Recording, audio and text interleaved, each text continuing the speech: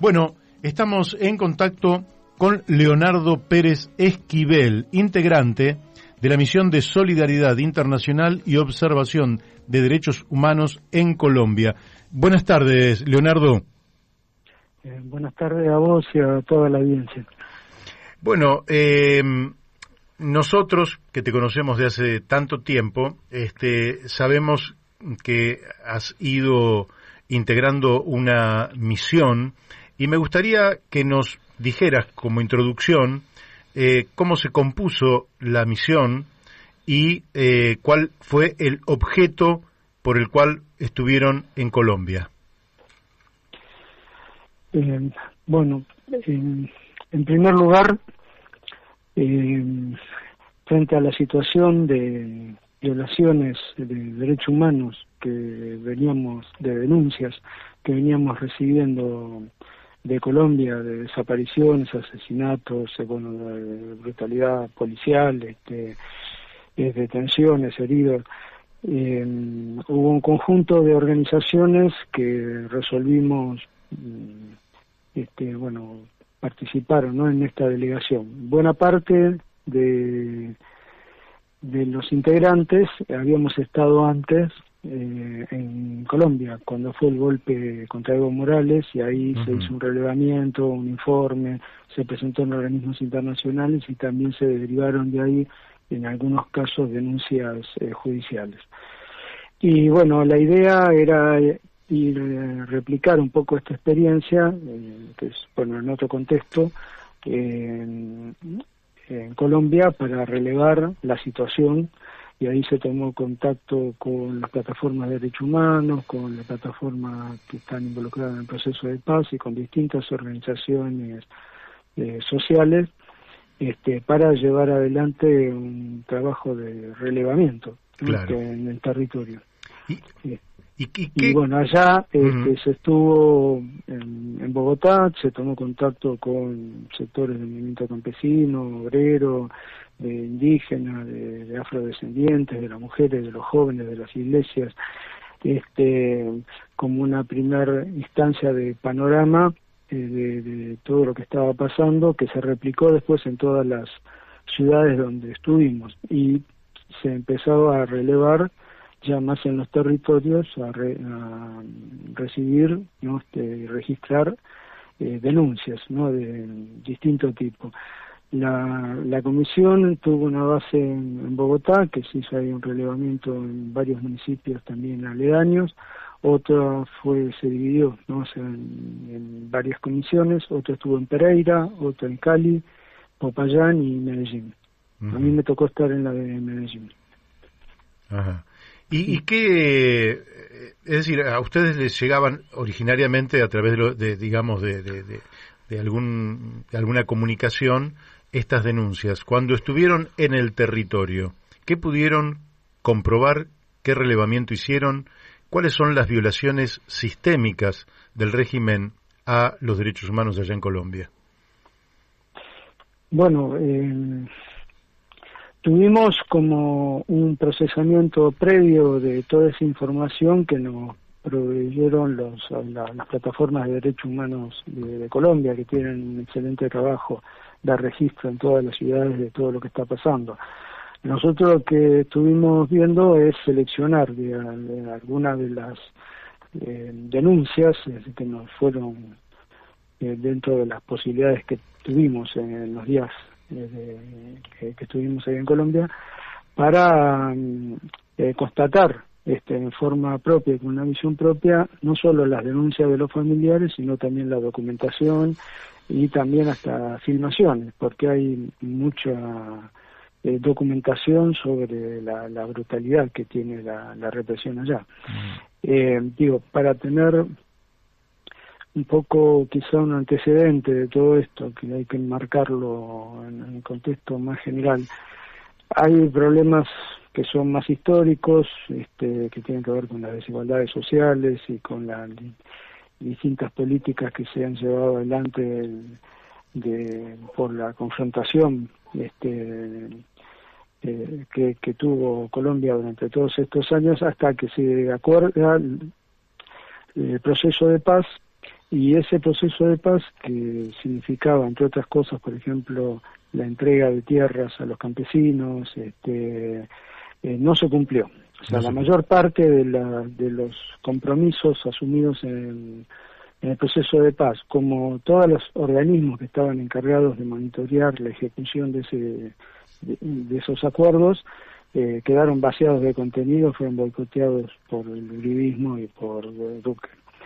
Entonces, eso generó un contexto de no resolución y de agravamiento de la situación, porque zonas donde la insurgencia, ¿no?, de la FARC, que se desmovilizó, entregó las armas y se incorporó al proceso político electoral, no fue ocupada por el Estado, sino en muchos casos por algunos casos las disidencias de la FARC, que no estaban de acuerdo con eso, pero gran parte fue por los paramilitares. Claro. O sea,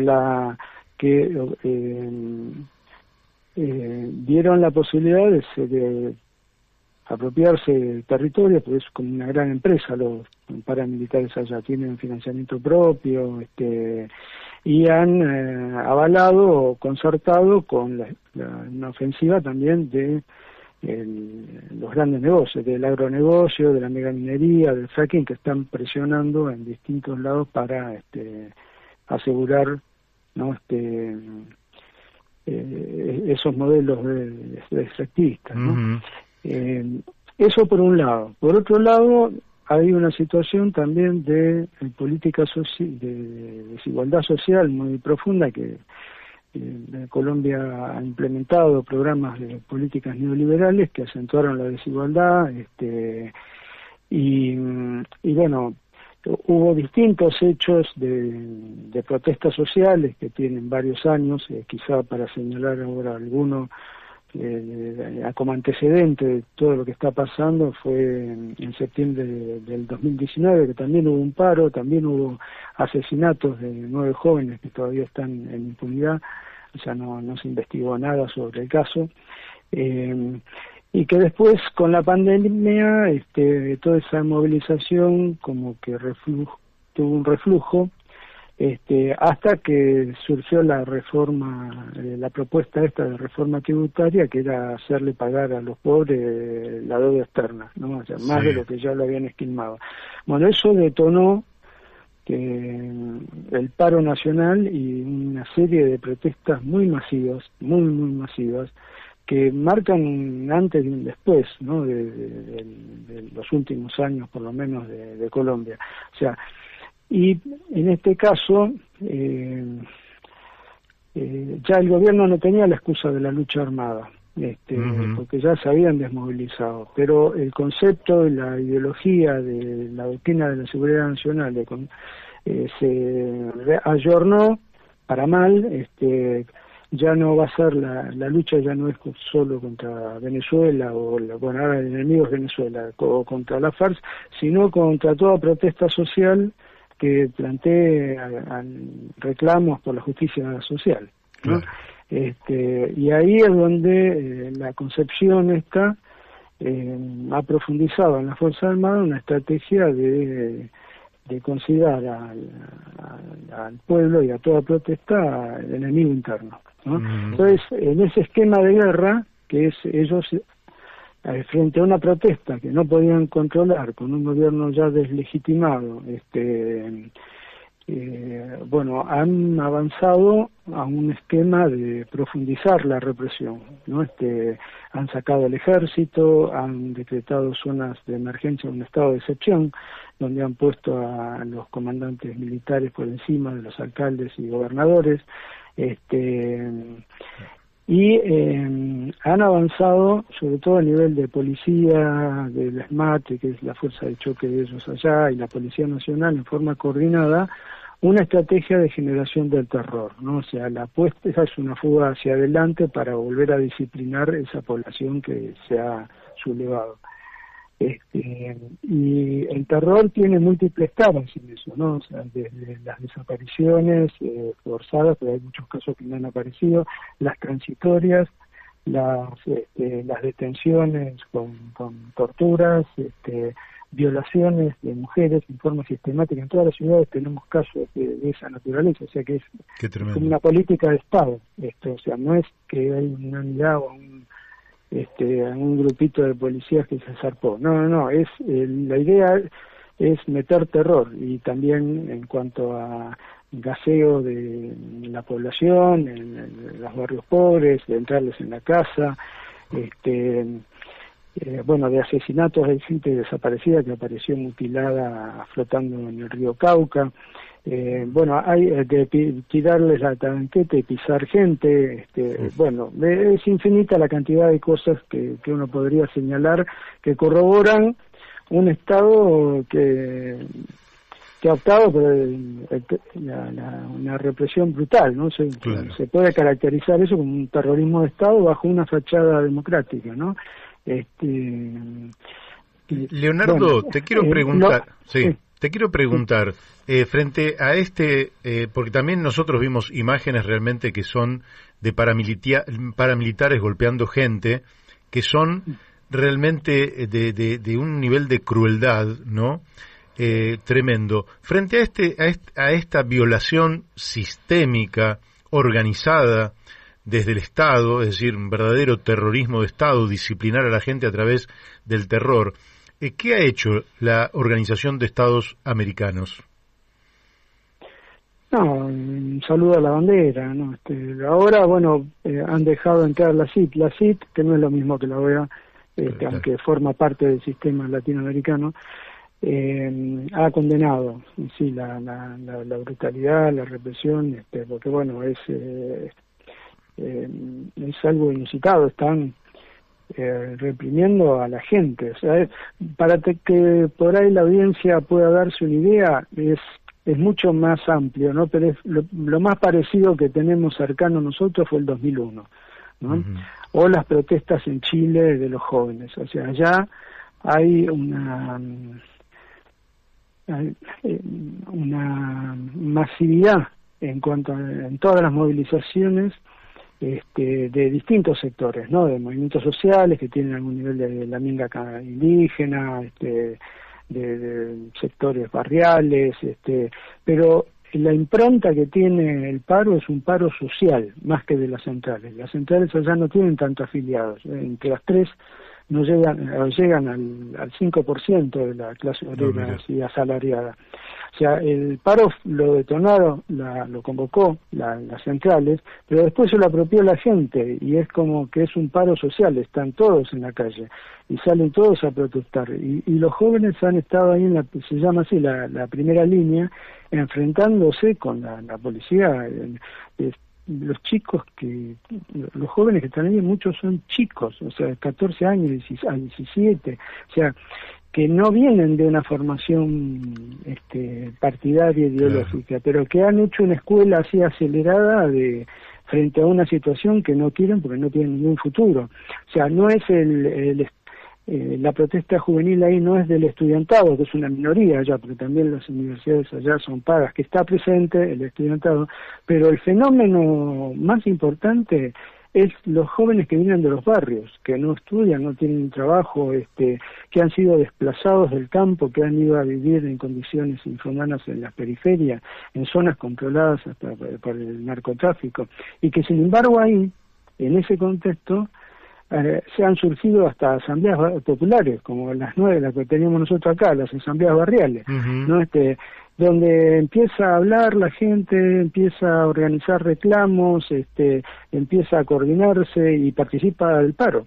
O sea, el fenómeno en ese aspecto es muy masivo de la protesta, y creo que ese es el punto esperanzador de que, la gente ha salido a decir ya basta, no queremos más las políticas de ajuste, no queremos más que no se cumplan los procesos de paz, o sea, hay una fuerte impronta por ese lado, ¿no? O sea, hay un cansancio de la gente uh-huh. sobre las políticas neoliberales y todo este modelo que ha concentrado cada vez más la riqueza en pocas manos y que cada vez se excluye más socialmente, ¿no? ¿Y crees que desde el punto de vista político habrá un cambio sustancial a partir de ahora? ¿Ves una alternativa hacia adelante que supere a esta deslegitimidad del régimen de Iván Duque y de toda una cantidad de personajes vinculados al narcotráfico, subordinados, muchos de ellos como títeres a los Estados Unidos? ¿Ves que pueda emerger un cambio de fondo en Colombia? La esperanza indicaría de que hay posibilidades la esperanza, me refiero a que toda esta movilización que se está dando ahora en algún punto va a buscar una salida. ¿Cuál va a ser la forma que tiene esa salida? No te sabría decir. Claro. Pero, bueno, hay elecciones en marzo del año que viene. El problema es el mientras tanto, que no sigan matando gente de acá a marzo. Y que las elecciones además se hagan, ¿no? O sea, que no se posterguen. Ahí quizá las fuerzas democráticas deberán concertar y los movimientos sociales concertar una alternativa como para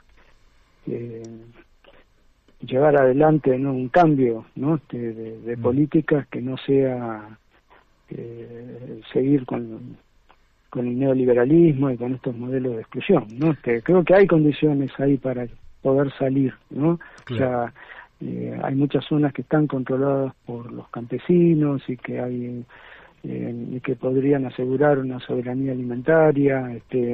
Hay también una creciente conciencia, igual que acá, respecto que el modelo extractivista no es la salida. Incluso de algunos de los líderes, ¿no?, que potencialmente podrían ser candidatos, como Petro, ¿no? Que tienen un discurso crítico respecto de los modelos extractivistas. Digo, pero quien quiera que sea, no importa, creo que eso en algún punto va a confluir en tratar de presentar una alternativa para el pueblo colombiano que les permita una salida, ¿no?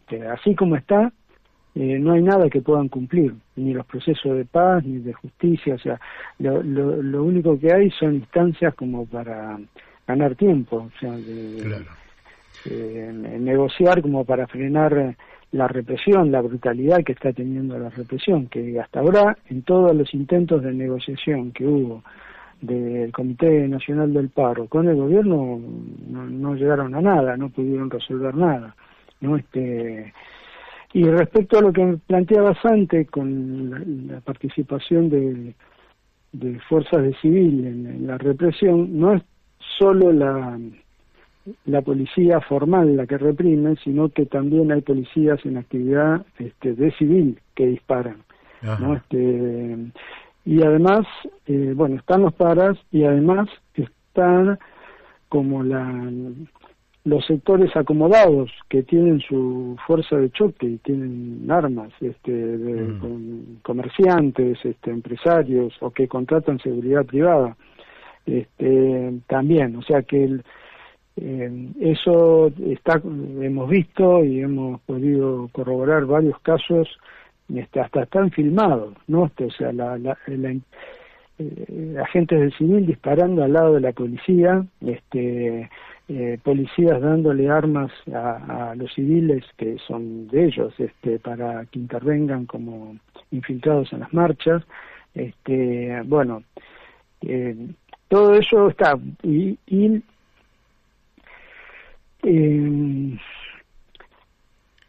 no se sabe muy bien ahí cuál va a ser la instancia con la cual pueden llegar a ponerle un freno a esto, ¿no? Por ahora, frente al decreto 572, que es el que militariza, hubo varios alcaldes y gobernadores de allá que se han plantado diciendo esto es anticonstitucional y que no quieren que se militarice de nuevo el territorio, porque esto es volver todo para atrás, claro, ¿no? A todo el proceso de paz y de reconciliación, de convivencia que se había planteado inicialmente. Bueno, pero evidentemente que ni a Uribe ni a Duque le interesa nada de eso. O sea, ellos tienen un esquema de guerra y de disciplinamiento social, al costo que sea, no les importa mucho. De todas formas, la realidad termina imponiendo que en varios puntos se estén desarrollando comisiones de diálogo locales donde se reconocen a nuevos actores, que es Cali, que es una de las zonas más castigadas por la represión, han sacado ahora una instancia de diálogo donde reconocen a la primera línea, por ejemplo, que son los jóvenes que están ya pasaron a tener una voz propia organizada, ¿no? Ya no son individuales, ¿no? Pero esa organización se dio así de hecho, de estar y reconocerse como pares en la calle, ¿no? Te vuelvo a insistir, o sea, hay gente por ahí que tiene experiencia militante, pero la mayoría se formó en esto, o sea, es como que despertó a lo que y con mucha claridad respecto de lo que no quieren, ¿no? Y bueno, ahí esto es un poco también el desafío que tiene el Comité del Paro, que hay muchos sectores que se han adherido al paro, pero que por ahí no tienen la representación suficiente en ese espacio de coordinación. Y bueno, hay también intentos de ampliar esas instancias de coordinación como para que todos los actores que hoy están interviniendo en la protesta puedan tener una voz más unificada y mayor fortaleza. Bueno, esos son los desafíos que tendrán ellos que resolver. Por lo pronto, la comisión ha hecho un preinforme donde se señalan los principales temas de violaciones que se han registrado, y ahora se va a empezar a procesar toda la información porque es muchísima, y se presentará después un informe así más exhaustivo para llevar ¿no? como denuncia ante los organismos internacionales para la difusión de distintos sectores populares, y probablemente o seguramente se deriven de ahí acciones penales también, ¿no? O sea, por los crímenes de lesa humanidad. Bueno, Leonardo, el tiempo se nos ha ido. De mi parte y de acá, del equipo de La Brújula, la felicitación. La labor que han hecho ustedes me parece que es humanitariamente extraordinaria. Siempre la solidaridad internacional se necesita para las víctimas de un régimen que utiliza el terror para silenciar las voces. Y la verdad que no me queda otra cosa más que enviarte un fuerte abrazo y felicitaciones por la tarea cumplida. Y bueno, los micrófonos estos siempre estarán abiertos para estas causas. Bueno, te agradezco. Igual en la comisión hubo distintas expresiones, ¿no? De movimientos sociales, de partidarios, de sindical y de organismos de derechos humanos. Fue una delegación, al igual que la que fue Bolivia, muy pluralista también, ¿no? O sea que esa solidaridad ha logrado concertar que distintas vertientes de nuestro campo popular pudiera encarar una acción conjunta, ¿no? Más contundente, ¿no? Más efectiva. Claro. Que está bueno tenerlo como antecedente también. Sí, sí, claro que sí. Excelente, aparte, porque bueno, es la unidad que se reclama muchas veces y que no se puede arribar. Bueno, acá por lo menos hubo unidad para esta acción de solidaridad internacional que me parece magnífica. Así es. Bueno, te mandamos un fuerte abrazo, Leonardo. Un abrazo a vos y a la audiencia. Hasta luego. Muchas gracias. Bueno, hemos hablado con Leonardo Pérez Esquivel. Ustedes lo han escuchado, una situación en Colombia que realmente, siempre con los entrevistados quedan temas que no, pero vos fíjate que no ha tenido, Daniel, la cobertura vos sabés que deberían haber tenido estos algunas redes sociales, digo, cobertura mediática, como Facebook y YouTube y el propio WhatsApp, están censurando las imágenes que salen de Colombia, ¿no? Las imágenes de la brutalidad policial y demás.